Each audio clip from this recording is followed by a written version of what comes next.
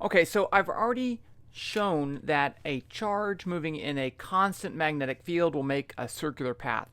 But I want to actually model that motion and not just calculate it. So we need to do a little work before we build our model and we can visualize this. It's going to be great. Trust me, it will be really great. So the first thing we need to know is if we have a charge in a constant magnetic field B, and it has a charge Q and a velocity V, then it will have a force on it, F equals Q V cross B, where this is the cross product. So I made this little thing to remind us. If that's the direction of QV and that's the direction of B, then that's the direction of the force. So in this case, I'd have QV, I'd have B going down. It's going into the paper. That's why it has the X's. And then the force B to the side. And then no matter where it goes, it's always going to be a sideways force, which makes it move in a circle. But I want to show that happens organically. Well, kind of organically. Okay, so the first thing we're going to do is to calculate. We're going to set up this situation. I'll have a proton, and I'll make a magnetic field, and then I'll give it some initial velocity. And then I will calculate this force. I can do that. If I know the vector value of the magnetic field, and in this case, I'm going to say this is the x direction, this is the y direction, and this is the z direction. So coming out of the paper like that. So I'm going to have a magnetic field in the negative z direction and a velocity in the initial velocity in the y direction. So it's going to be a proton. I'll give it some velocity. I'll use some magnetic field. It doesn't really matter what values it'll be, and that's fine. But now, if that's the only force acting on it, then we have the following. F net is the change in momentum over the change in time, where momentum is mass times velocity. If the thing's moving slow, I mean not near the speed of light. So this should be fine to use this definition of velocity. If I solve this, I can write this as the following. F net delta t equals P2 minus P1. That's the change in momentum. I have to multiply both sides by delta t. I can add P1 to both sides, and I get this. P2 equals P1 plus F. We only have one force, delta t. So the problem is that I can't just get a simple equation of motion without doing some tricks, because the force changes direction.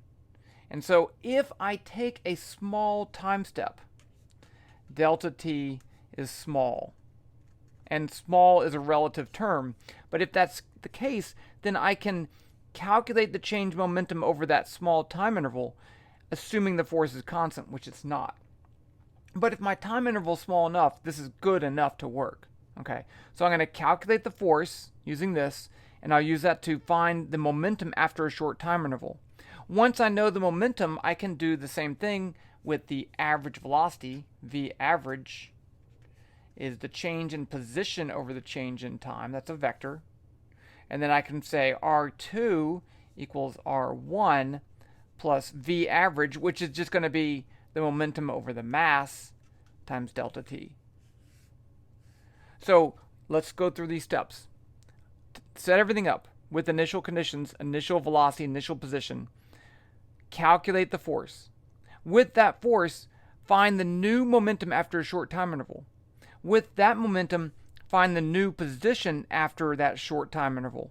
And then go back up here and recalculate the force, recalculate the new momentum, recalculate the new position, and just keep doing this until I get bored, the computer blows up, or whatever. But yes, I'm going to use a computer, because if I want to model, if I have delta t of 0.01 seconds, and I want to do 1 second of time, that would take 100 loops. I'd have to do these three things 100 times. That's 300 calculations. They're easy calculations, but I don't want to do it. Okay, so I'm going to do this in Python, and I'm going to move over there, wherever my computer is, and I'll see you in just a second. I've kind of already started, in case you can't tell. Sorry I didn't wait for you. But all I did was put in the mass of the proton, the charge of a proton, and the magnetic field. So just a reminder about Python. If I put in this is the mass is 1.6 times 10 to the negative 27th. So E negative 27th means 10 to the negative 27th. If I put in kilograms right there, and then I go down here and I say print MP, it's gonna get angry. See? It's like, what the heck? I don't know what you're talking about. Okay, so when we do these calculations, it's a numerical calculation, so it depends on the number. You can't do other things, but I can put this as a comment like there if you want. That's fine. Let me say this before I forget. Proton, can't type. Proton in B. Let's just save it like that. And I'll give you the link to this down below. Okay, and then I have the charge of a proton. I have the magnetic field. I want this as a vector. So again, I'm going to have the into the screen as the negative z direction. So I need to multiply this by vector 0, 0, negative 1. Now it's a vector in the z direction. If you don't do that, when you try to take the cross product, you're going to get in trouble. Okay, so be careful.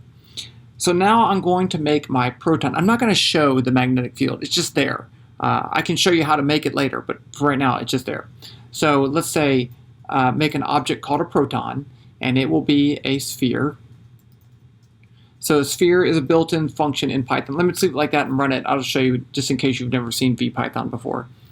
So there it made the sphere. This is in trinket.io, but you can also go to glowscript.org. They're the same thing. It's online. So you see here I have an actual 3D sphere. I can actually rotate it around and everything. So it makes all that for me. So let's actually let's give it a position. Let's just put it at the origin just to make things simple. Let's give it a radius. Now this one's a little bit tougher because I don't want to actually make the size of a proton, because if I do that, you won't be what's the size of a proton, right? Haha. But also you're not gonna be able to see it. It's gonna move over a distance of multiple centimeters. I'm not sure exactly, and if you have something super tiny, you won't be able to see that. So I'm gonna make it bigger than it should actually be. Let's say 0.0001. If I need to make it bigger, I can. Let's give it a color. Color equals color.red. And let's do this other thing. Let's say make trail equals true. So this will make it leave a trail behind. And nothing will change except if I run this, you'll see it's no different except it's red.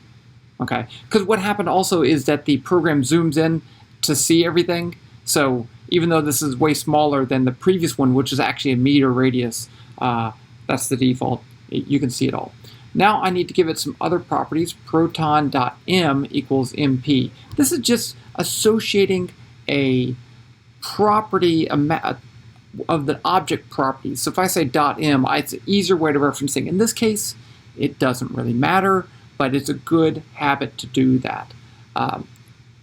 Let's give it a, I'm going to say this velocity equals 5, but I really want the momentum. So let's say, and that's just so I can change this.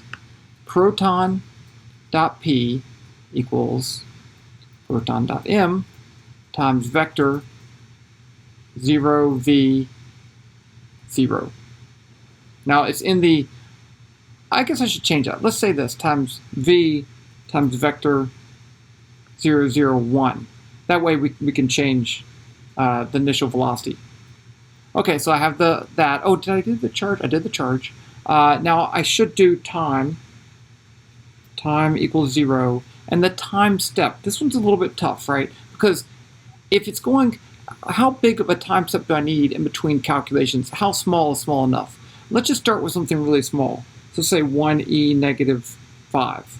That's my time step. Okay. Now how long do I want this to run? I want to run this and for like half of a circle, a quarter of a circle. So it's going to start off in the y direction. So as long as as long as the y momentum is greater than 0, I'm going to run the program. So I'm going to say this, while proton.p.y, that's the y component of the momentum. While that is greater than 0, do the following. I need to do the rate function here. Let's just start it off at 1,000. This says how many calculations should you do a second? it's not going to do more than 1,000. And this way you can kind of control the speed of how things work out. Otherwise, it may just go too fast. So now the first thing is to calculate that magnetic force. So F is going to be the cross product, which is built into Python, of QV, so Q times proton.P divided by proton.M. Right? If I use V, it's not going to change. I need a vector velocity. So if I take the momentum and divide by the mass, I get the velocity. And then the other product is B. That's it. I calculate the force. Now I need to update the momentum. Proton.P equals proton.P plus F times dt. Now you may think something's crazy here, and I could see that, right? This proton.P equals proton.P plus F dt doesn't cancel. The proton P's don't cancel because this is not an equal sign. Okay, it is. It's not an algebraic equal sign. This is a make equal to sign. This is take the proton momentum, add F dt, and make it the new momentum. So that's a little bit different if you haven't seen that in programming before. Now I need to update the position. Proton.POS is the vector R position. So it's going to be equal to the old proton position plus the velocity. So proton.P times dt divided by proton.M. And then I can update time just for fun. And then let's do this. Let's print out the time. Yeah, like that. Okay, let's see. Is this going to run? You never know. Sometimes I make mistakes on purpose, which are never on purpose. But there you go. Look, check that out. So there's your curving motion. It took 10 to the negative third seconds. So let's actually, if we want to do a full loop, I could do this. Like now I could do while t is less than 10 to the negative 2. That'd be 10 times as long. I don't need to print the time. I guess I can do that. Okay, let's run it. While t is less than 10 e negative 2.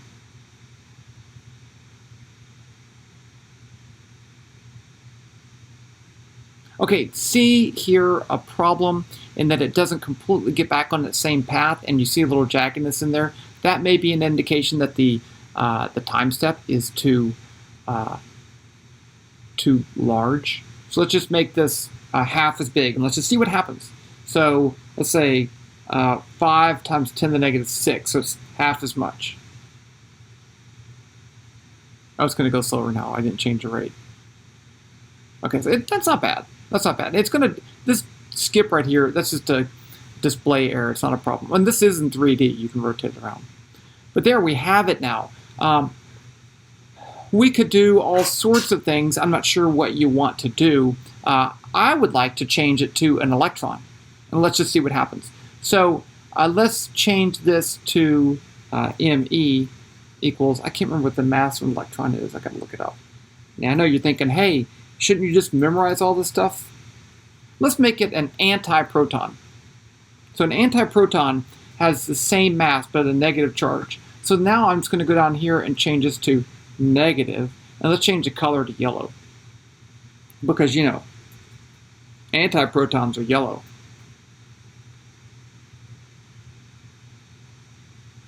Now it goes in the opposite direction, right?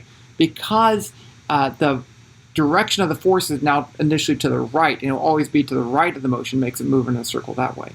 What if I increase the value of the magnetic field? What if I double this magnetic field? Okay, it looks the same. It looks the same because this thing scaled out. But the circle that it's moving in is actually smaller. So let's make this smaller. Let's make this 2 times 10 to the negative third, and let's just see what happens. Okay, that didn't work. That was too small. Okay, so let's put this back at negative 4. Okay, ooh, yeah, look at that. Okay, so what happened here is I have wow, my time, this is so cool. The time step is way too large. So it calculates change in momentum, it jumps way over here, so you miss all that middle stuff. So let's put this at 10 to the negative 5. What was I going to do? Oh, yeah. Let's say 1e negative 5. Let's see if it's working now. Negative 5.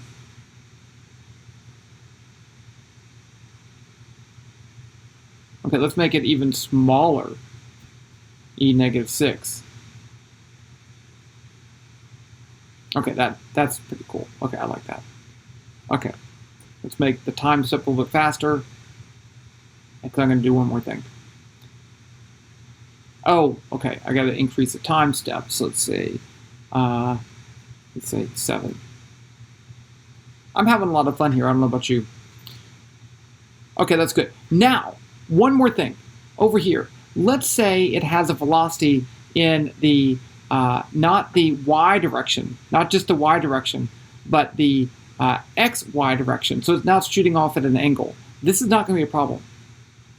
It's still going to do a circle, right? It just started at an initial different velocity. What if I do this, though? What if I give it some z component of velocity?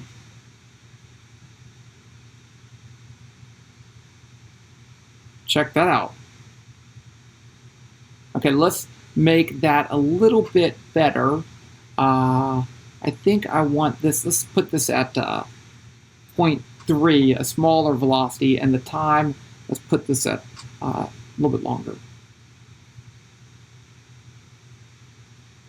So what's happening here is that in the force is always going to be in the xy plane. It's not going to change the momentum in the z plane. So it just moves along at a constant velocity in the z plane, and we get this spiral motion right there. Check that out. Is that cool? Okay, I think I have enough to get you started to play with this thing, and I will let you go. There's a whole bunch of other questions we can talk about, but I wanted to just introduce you to modeling the motion of a particle in a constant magnetic field. There are a lot of applications for this. I'll talk about those applications later, but for now, I'm going to end it here and talk to you physics people later.